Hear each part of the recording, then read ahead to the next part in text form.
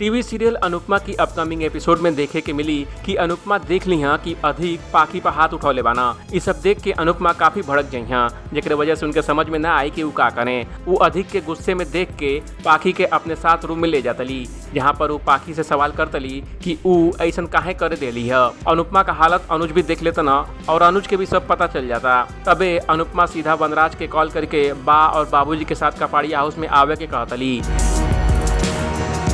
Serial में आगे देखे के मिली कि कपाड़िया हाउस के हॉल में सबके भी इकट्ठा बाटे। यहाँ वनराज का गुस्सा अधिक पर फूटा ताटे। वो अधिक से पूछता ना कि उनका हिम्मत कैसे भइल पाखी के हाथ लगावे के। अधिक का तरफदारी उनका बहन बरखा करतली और बोलतली कि गुस्से में उड़ गई हुई, पाखी ही कुछ कहले हुई।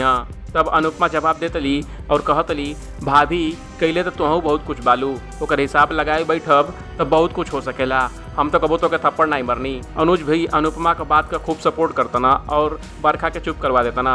एक बाद जब बाग गोद भराई के दिन पाखी और अधिक के लड़ाई के बारे में बात करतली, तब अनुपमा और वनराज पाखी के शरीर पर मारपीट का निशान देख लेतना। अनुपमा में आगे देखे के मिली कि पाखी के शरीर पर मारपीट के निशान देख के सबका आंख फट जाता। अनुपमा और वनराज गुस्सा में लाल हो जाता ना। वनराज सीधा अधिक के मारे खातिर बढ़ता ना, लेकिन फिर वो अपने आप के काबू कर लेता ना। वनराज और अनुपमा पुलिस बुलावे के बात करतली, लेकिन पाखी आगे आवतली और बोलतली कि अधिक के खिलाफ पुलिस कंप्लेंट हम नहीं करल चाहतनी।